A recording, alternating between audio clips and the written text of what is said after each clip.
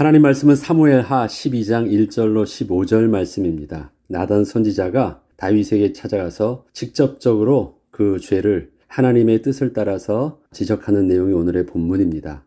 당신이 그 사람이라. 사람의 감정 중에 하나인 두려움과 사람의 신체적 감각 중에 하나인 통증은 사람이 그러한 감정과 감각이 느껴지게 되면 즉각적으로 반응을 하게 합니다.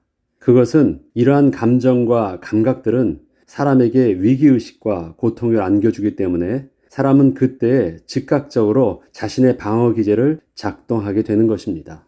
만약에 우리 몸에 통증이 일어나지 않는다면 우리 몸은 스스로가 그 통증을 낫게 하기 위해서 좋은 호르몬이나 아니면 어떠한 그 회복의 방어기제를 몸이 스스로 작동하지 않습니다. 아프기 때문에 몸이 반응을 해서 그것에 대해서 몸을 보호하려고 치유를 위한 어떠한 일들이 우리 몸에서 일어나는 것입니다. 때문에 고통이 나에게는 싫다고 해서 고통에 대한 감각을 없앤다? 이것은 죽는 것과 똑같습니다. 산 사람에겐 절대 통증을 없애지 않습니다. 그것이 없으면 몸은 스스로가 방어할 수 있는 작동을 하지 않기 때문에 죽은 것과 다름이 없습니다.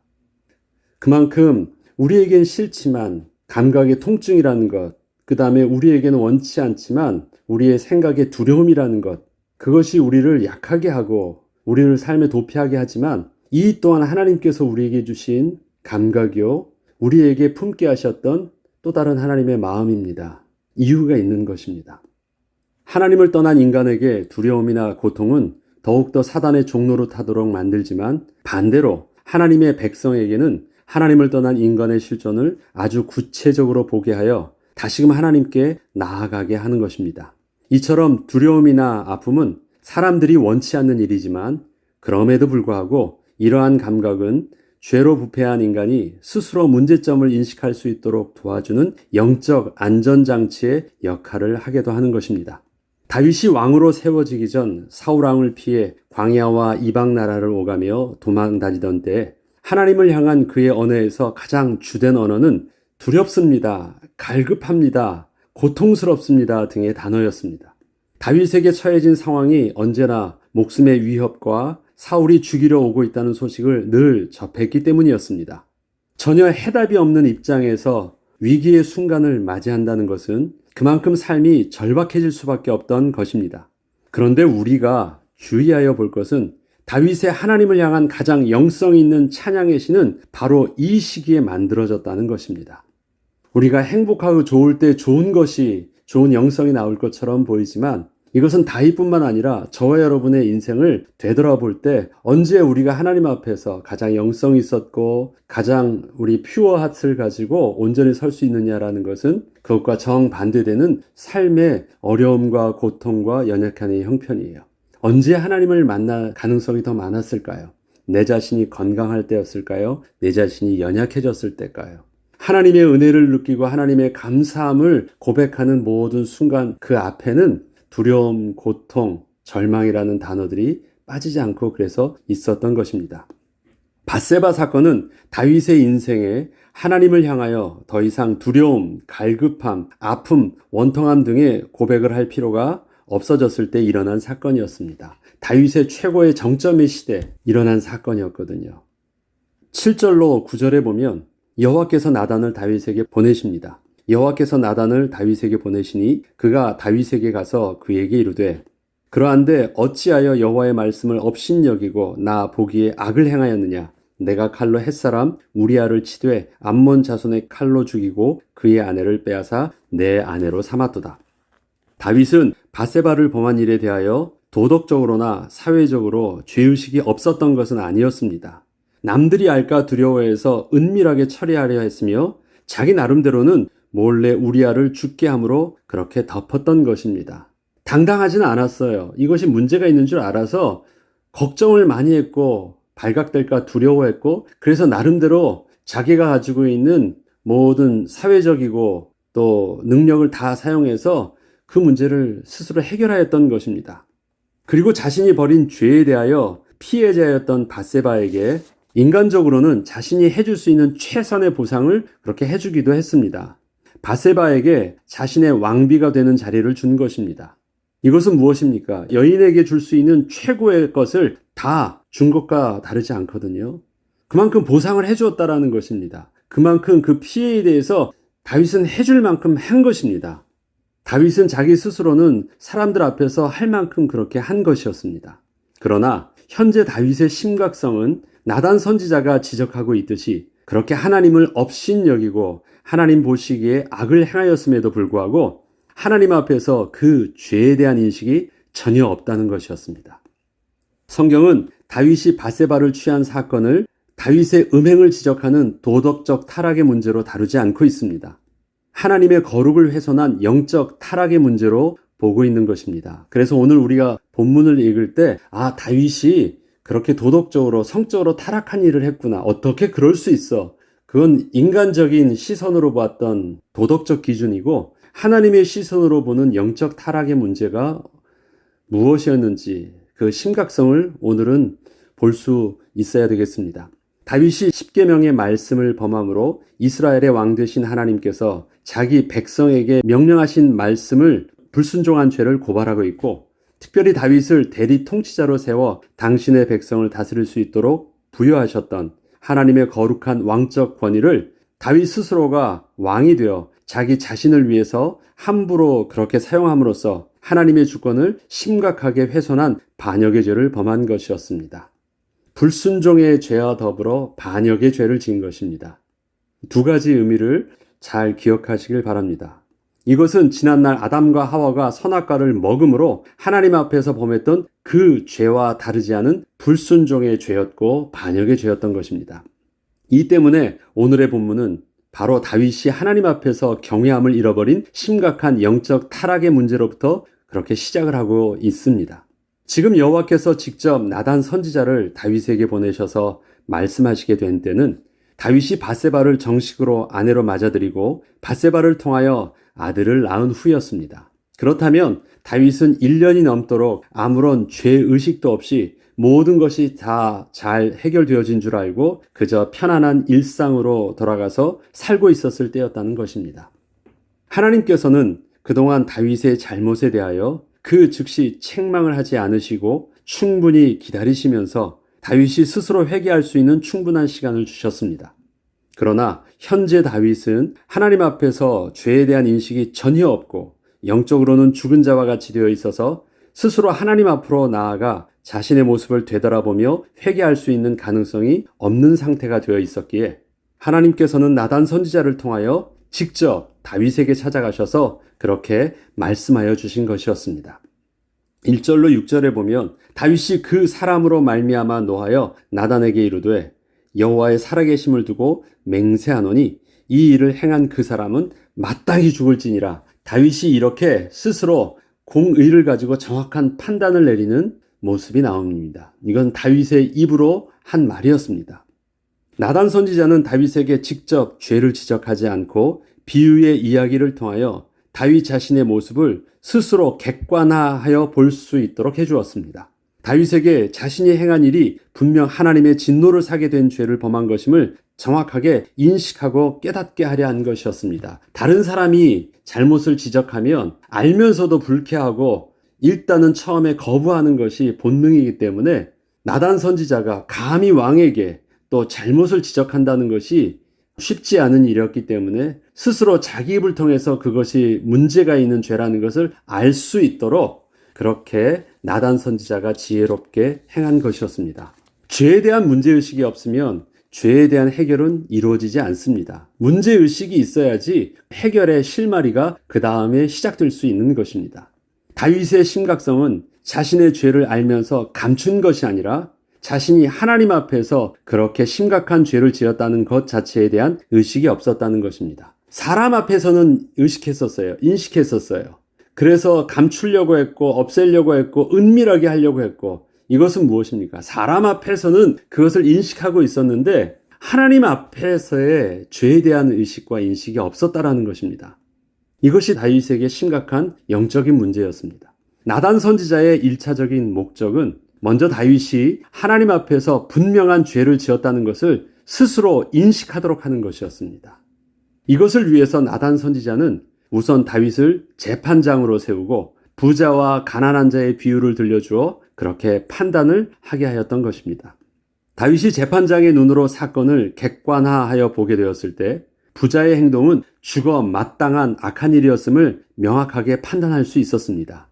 이때 나단 선지자는 바로 그 시선으로 지난날 다윗 자신이 행했던 그 악행을 스스로 볼 수 있도록 지난날 우리아와 밧세바에게 행하였던 일을 다시 되돌아보게 하였고, 마침내 다윗은 죽어 마땅하다고 확실하게 정죄하며 말했던 그 죄에 대한 당사자가 바로 자기 자신임을 보게 되었습니다. 시편 51편은 오늘의 본문과 연결되는 다윗의 참회 시입니다. 저와 여러분도 잘 알고 있는 정결한 마음 내게 주시옵소서, 정직한 영을 내게 창조하여 주시고, 그렇게 고백하는 그 시를 말합니다. 이 시의 내용을 보면 다윗이 나단 선지자의 책망을 통하여 스스로 깨닫게 된 사실이 그동안 자신도 모르고 잊고 있었던 두려움, 애통함, 고통, 갈급함 등의 다윗의 언어가 회복됨을 통하여 잘 나타나고 있습니다. 바로 그 이전에 잃어버렸던 단어들이 그가 회개할 때 지난날의 자기 모습으로 돌아간 것이에요. 그러한 단어들이 그 안에 담겨지게 된 것입니다. 다윗은 이 회개의 기도를 나단 선지자가 방문해서 다윗에게 죄를 지적하고 책망하였을 때 그 이후에 하였습니다. 이것은 그 이전에는 다윗에게 이러한 죄의식이 없었다는 것을 말합니다.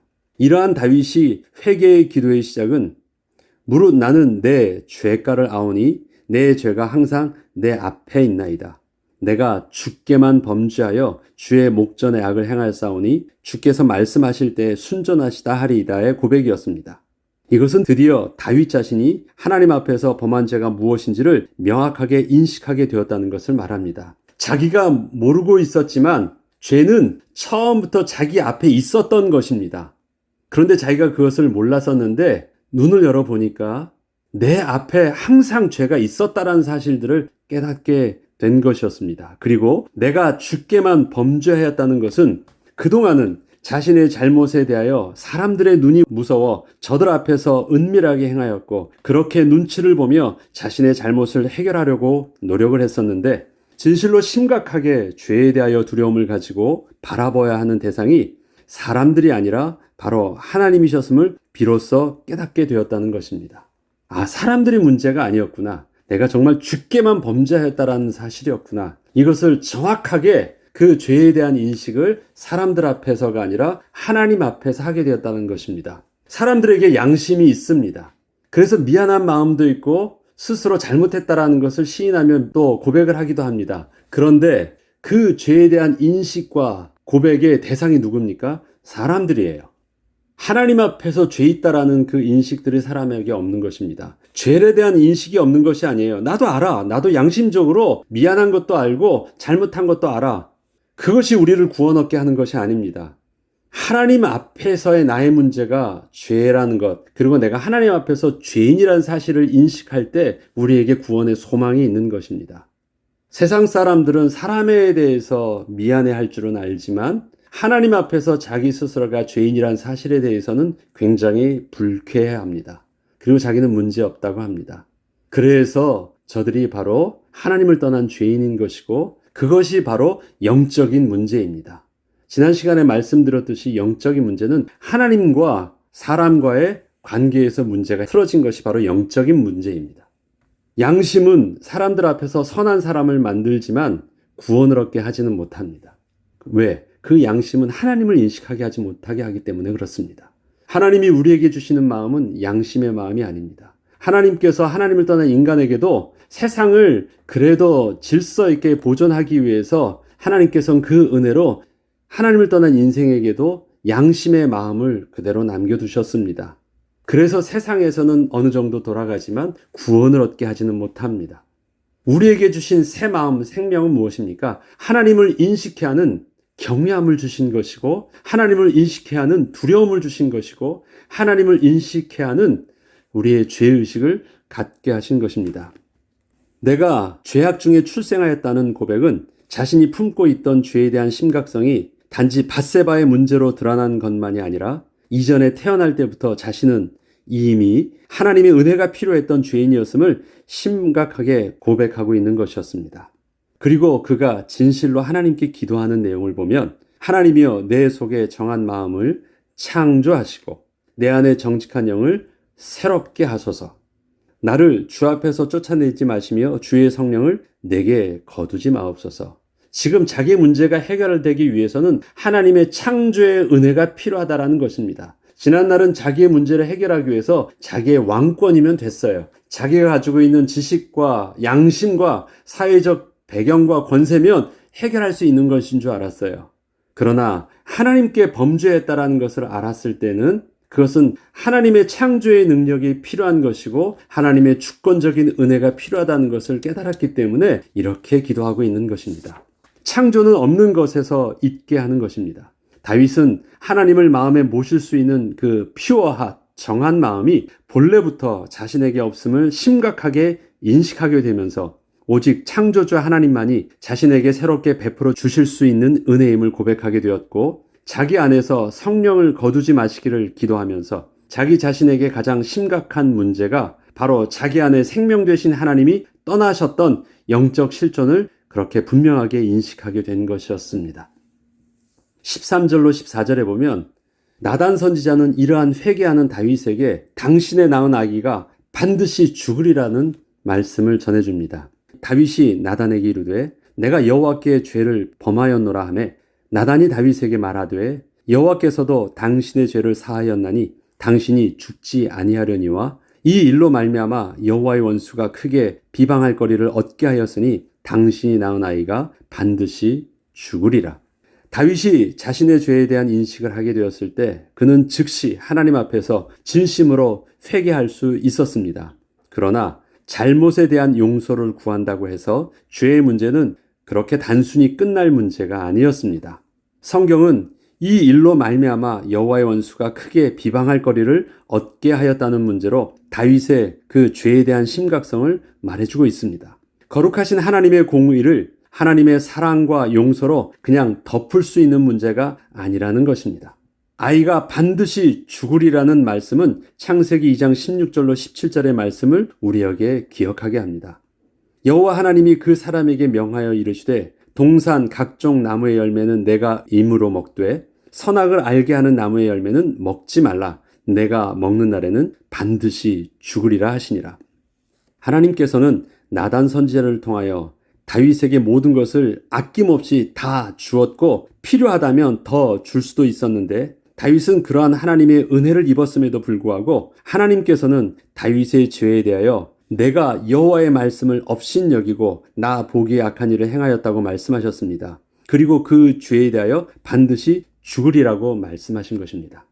이것은 분명 선악과를 먹음으로 하나님의 말씀에 불순종한 아담과 하와의 그 죄와 다윗의 죄를 동일한 선상에서 하나님의 거룩하심과 하나님의 왕되심의 권위를 스스로 훼손한 심각한 영적 문제로 본 것이었습니다. 단순히 그가 성적인 타락을 한 것을 문제로 본 것이 아니라 하나님 앞에서의 불순종함과 하나님의 거룩함을 훼손한 것, 그것을 심각한 문제로 보았다는 것입니다. 경외함은 하나님을 기뻐함의 뜻과 하나님을 두려움의 뜻을 동시에 담고 있는 말입니다. 하나님 앞에서의 우리의 영성은 이 두 가지가 동시에 만족되어질 때 온전해질 수 있는 것입니다. 하나님의 말씀을 그렇게 두려움으로 넘지 말아야 될 선을 두고 순종하는 것. 그렇지만 그 하나님을 우리가 기뻐함으로 하나님께 나아갈 수 있는 담대함을 가지고 있는 것. 이 두 가지가 영적인 밸런스를 맞추지 않으면 그냥 좋은 것으로 영적인 긴장감을 우리가 가질 수 없기 때문에 그 나태함과 무기력함 속에서 바로 영적인 타락이 오는 것이고 또 하나님의 말씀에 불순종하는 실수를 그래서 겪을 수 있게 되는 것입니다. 다윗의 죄악 중에 출생하였다는 고백처럼 본래 죄로 부패한 우리의 육신의 모습을 우리는 겸손히 인정함으로 두려움과 아픔의 고통이 우리의 영적 문제를 또 자각하게 하는 안전장치임을 알고 하나님을 향한 우리의 언어 속에는 하나님께 감사의 찬양과 더불어 두려움과 아픔, 갈급함의 단어들이 겸손하게 고백되어지는 은혜도 우리가 함께 누리기를 기도해야 되겠습니다. 기도하겠습니다. 하나님 아버지 감사합니다. 이 땅에서 사는 동안 죄로 부패한 우리의 육신은 하나님의 은혜가 필요한 연약한 자임을 오늘도 다윗을 통하여 주셨던 말씀을 통하여 정직하게 인정하며 고백을 합니다. 하나님, 여전히 우리는 하나님이 필요합니다. 우리의 삶의 순간 우리는 여전히 두려워하고 연약한 우리의 육신에 아픔을 고통스러워합니다. 그러나 이때 이것이 하나님의 저주가 아니라 하나님의 징계가 아니라 우리를 더욱더 주님께 가까이 하게 하시는 또 더욱더 성령에 민감케 하시는 하나님의 은혜의 방편인 줄 알고 더욱더 하나님을 신뢰함으로 여호와 하나님을 우리 입술로 고백하며 부르짖게 하시고 그 가운데 주시는 하나님의 더 크신 위로와 하나님의 더 풍성하신 또 은혜를 또 회복하고 누리는 우리가 되게 하옵소서. 또 오늘 하루의 일상 속에서 우리에게 또 품게 하시는 혹시 모를 고통의 언어가 우리를 더욱더 주님 앞에 담대히 서게 하여 주옵소서. 감사드리며 우리 주 예수 그리스도의 이름으로 기도합니다. 아멘.